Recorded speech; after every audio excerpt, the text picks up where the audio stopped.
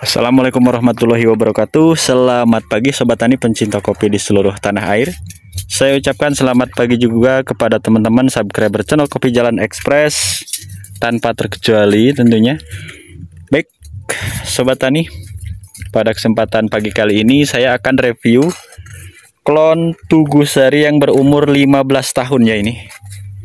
Wow, 15 tahun. Dan kita akan review penyimpanan bahannya, ini ada berapa yang akan kita naikkan untuk panen raya di tahun 2026-nya. Serta kita akan membahas juga mengenai pemupukan ya Sobat Tani, kembali pemupukan dan penanganan hamanya ya pada konten pagi kali ini. Dan untuk videonya jangan di skip ya, supaya tidak terjadi gagal paham, karena banyak sekali untuk Sobat Tani kita yang gagal paham. Itu akan berakibat fatal ya kepada tanaman kita jika ada yang terlewatkan sepersekian detik dari video ini, maka akibatnya ke tanaman kopi kita sendiri ya Sobat Tani.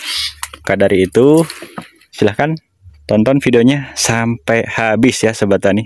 Baik Sobat Tani, kita akan review dulu berapa bahan nih yang disimpan. Sambungan klon Tugu Sari, ada juga yang bilang klon Tugu Ijo. Ini umur 15 tahun. Ada 1, 2, 3, 4,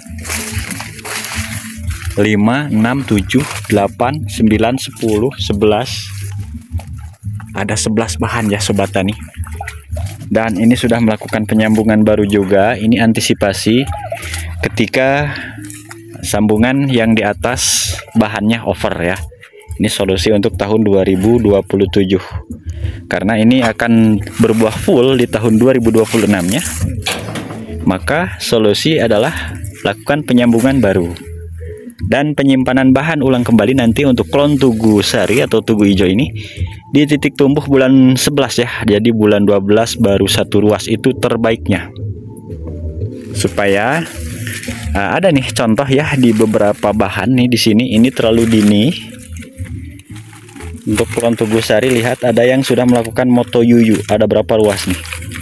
Di ruasan yang tengah 1, 2, 3, 4, 5, 6, 7, 8, 9, 10, 11, 12. Ini total keseluruhan dompolan panjangnya dari bonggol sini ya Sobat Tani hingga ke ujung sini ada 16. Nah inilah akibat penyimpanan yang terlalu dini. Jadi saya sarankan untuk klon Tugu Ijo atau Tugu Sari ini, untuk penyimpanan bahan terbaik di titik tumbuh bulan 11 ya, klon Tugu Sari. Wow ya, ini akan berbuah full. Lagi dan lagi sering saya sarankan untuk penyimpanan nanti ya di titik tumbuhnya bulan 11.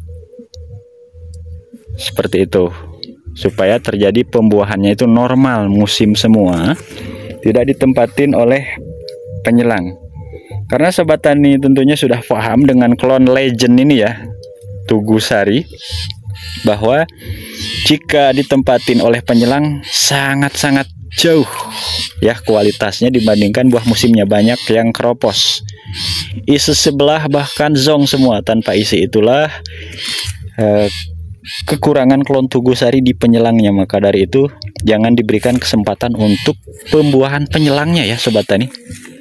Kita harus fokuskan ke musim semua. Jadi untuk penyimpanan di titik tumbuh bulan 11 itu tidak akan ada tumbuh buah penyelang ya. Itu saran dari saya. Monggo diuji cobakan untuk yang mempunyai sambungan klon legend kita ini ya, Tugu Sari.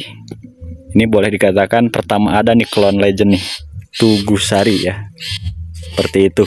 Baik Sobat Tani yang sudah selesai melakukan pemanenan dan langsung dipangkas seperti ini. Ini masih di edisi tanggal 12 bulan 7 di tahun 2025. Dan ini berada di posisi ketinggian 1000 mdpl. Kondisi bahan seperti ini ya, hamil muda. Ada juga yang pecah pori. Oke. Bagi yang sudah selesai ya Sobat Tani, selesai rapih pemangkasan baik wiwil, nanti kita melakukan penyimpanan bahannya nanti ya di titik tumbuh bulan 11 untuk klon Tugusari. Jadi ketika di bulan 8 nanti, bulan 8, 9, 10 itu masih nol ya, belum ada bahan. Kita wiwil bersihkan semua baik tunas, cacing dan bahannya.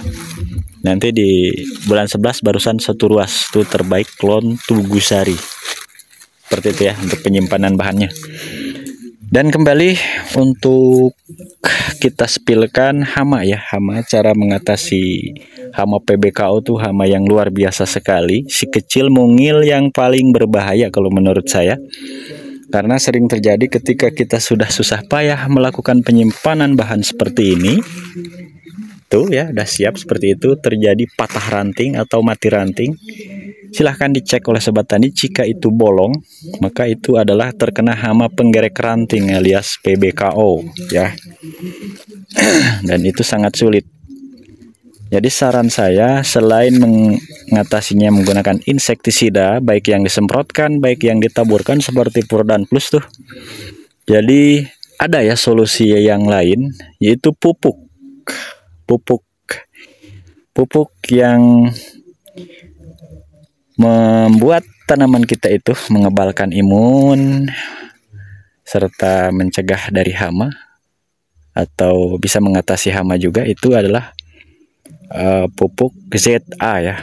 Yang pertama ZA itu sangat baik untuk tanaman kopi kita, terutama ada kandungan yang bisa ya menguatkan tanaman kopi kita ini fisiknya dari penyakit dan hama ya. Tuh kandungan di ZA juga ada kandungan belerangnya ya Sobat Tani. Jadi ada nitrogen dan sulfur. Tuh kandungan di ZA, di nitrogennya 21% ya. Untuk kandungan sulfurnya 24% ya Sobat Tani. Ada 2 unsur kandungan di dalam pupuk ZA. Dan jangan lupa di ZA pun itu ada kandungan untuk pembenah tanah.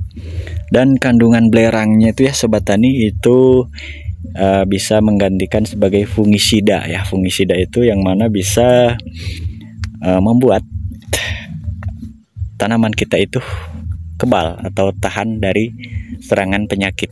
Itu makanya dari itu saya sarankan selain insektisida juga pupuk pun ada ya yang membantu mengatasi hama. Jadi silahkan yang mau menggunakan ZA ketika sama penggunaannya hampir sama seperti penggunaan urea. Akan tetapi untuk ZA sedikit lebih aman dari tingkat kerontokan karena kandungan nitrogennya hanya 21% ya. Nah, sementara di urea itu 46% kandungan nitrogennya ya Sobat Tani. Jadi tidak terlalu berbahaya bagi kopi terhadap tingkat kerontokannya. Seperti itu.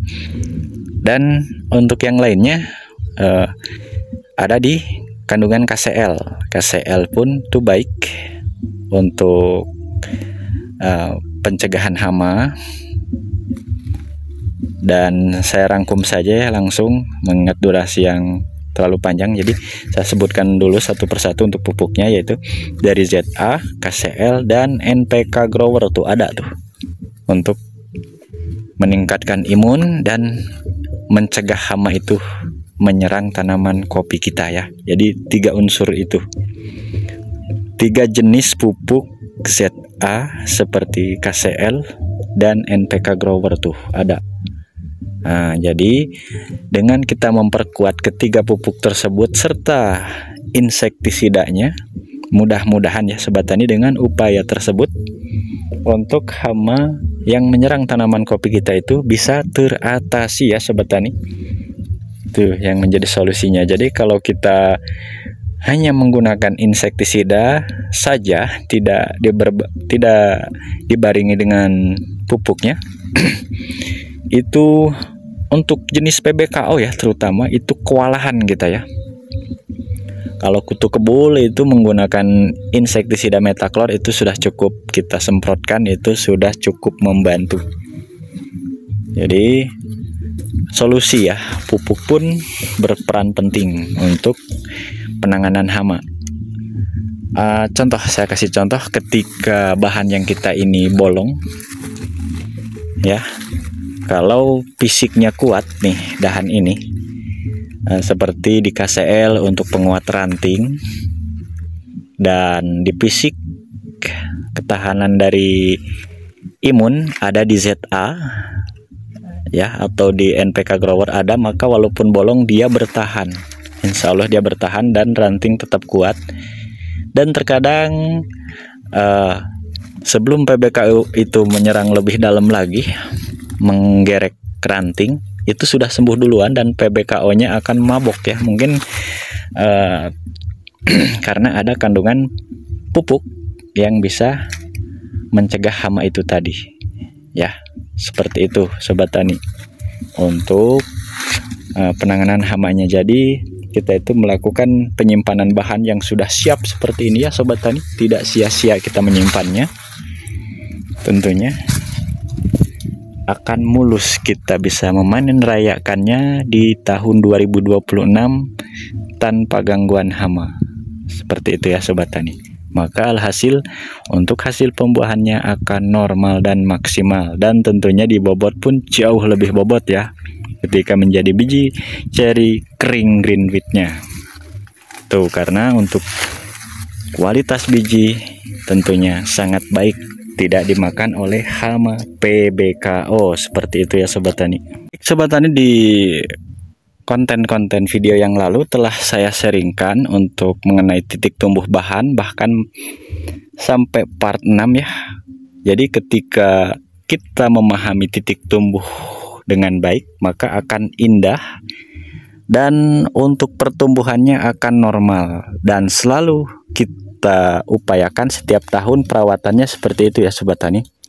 Mengenai penyimpanan bahan, jadi ketika nanti di bulan 8, 9, 10 itu masih gundul, 11 gundul untuk klon Tugusari, wabil khusus klon Tugusari. Jadi bulan 12 barulah satu ruas itu terbaiknya. Tujuannya ya sobat tani supaya tidak seperti ini nih. Ini akibat penyimpanan yang terlalu dini nih. Kenapa waktu itu ini tidak kita buang? Karena ini sebagai acuan referensi contoh untuk sobat tani kita yang masih belajar. Ini ya sobat tani, ini kelihatannya kalau kita tidak jeli, ini kondisinya masih dalam keadaan baik-baik saja ya, seperti ini. Kalau sekarang, akan tetapi nanti ketika ini kan masih bulan 7 awal nih, nanti di bulan 10 nampak ya. Ketika yang lainnya masih moto yuyu, lah ini udah gede duluan nih yang sekarang moto yuyu. Inilah yang calon buah penyelang. Hati-hati ya di klon Tugusari, buah penyelang itu sangat-sangat di bawah, jauh dari buah musimnya ya. Seperti itu. Ini akibat penyimpanan terlalu dini. Ini kalau yang belum paham, ini bagus, tapi kita hitung ruasannya. 1, 2, 3, 4, 5, 6, 7, 8, 9, 10, 11, 12, 13, 14, 15, 16. Berpotensi 16 ruas. Dan ada yang keambil buah penyelangnya. 1, 2, 3, 4. 4. Dan tidak rata ya. Ini ada yang motoyuyu juga, ada yang seperti ini. 5, 6, 7, 8, 9, 10, 11, 12 dompol tuh. 12 dompol, dan ini 1 dompol, 13 dompol keambil buah penyelang. Seharusnya diambil oleh musim semua. Nih ya, klon Tugusari ini kita uji cobakan di titik tumbuh bulan 8. Jadi ini bulan 8, penyimpanan bahan bulan 8 klon Tugusari seperti ini akibatnya. Maka dari itu sering kita sarankan untuk klon Tugusari di titik tumbuh bulan 11 ya. Seperti itu. Ini hasilnya kalau kita melakukan penyimpanan bahan bulan 8. Oke, paham ya sobat tani?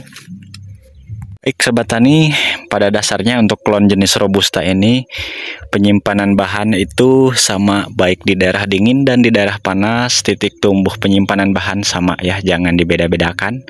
Dan tentunya itu udah saya lakukan uji banding ya, uji riset di daerah panas dan di daerah dingin itu titik tumbuh sama. Yang membedakan nanti di perkembangan dari pembungaan awal, yang di suhu panas udah melakukan 2 kali pembungaan, sementara di suhu dingin barusan 1 kali pembungaan pun. Ini ya, mau pembungaan pertama. Dan yang di daerah panas, walaupun sama-sama titik tumbuh di bulan 10, itu sudah 2 kali. Itu yang sudah saya riset kemarin di daerah panas dari 600 ke bawah. Dan di daerah dingin ini di daerah dingin di ketinggian 1000 baru melakukan pembungaan yang pertama. Itu saja yang membedakannya ya Sobat Tani. Makanya yang di daerah panas walaupun sama-sama melakukan penyimpanan sama di titik tumbuh bulan 10, tapi duluan panen di daerah panas. Itu ya Sobat Tani. Monggo diuji cobakan untuk penyimpanan bahannya. Bagi yang kebiasaan lama di bulan 7 sudah melakukan penyimpanan bahan, monggo dirubah saja nanti. Diwiwil saja dulu ya Sobat Tani untuk bahan yang sekarang. Monggo nanti di titik tumbuh bulan 10, bulan 11 baru 1 ruas. Tuh. Kalau masih ragu, sering saya sarankan uji cobakan 20 atau 30 pohon yang melakukan penyimpanan titik tumbuhnya itu di bulan 10. Oke. Baik Sobat Tani dan teman-teman, mengingat durasi yang lumayan panjang sekali dari konten video kali ini, saya cukupkan dulu sampai di sini. Mudah-mudahan ada hal positif yang bisa diambil dari konten video kali ini. Saya akhiri, billahi taufiq wal hidayah. Wassalamualaikum warahmatullahi wabarakatuh.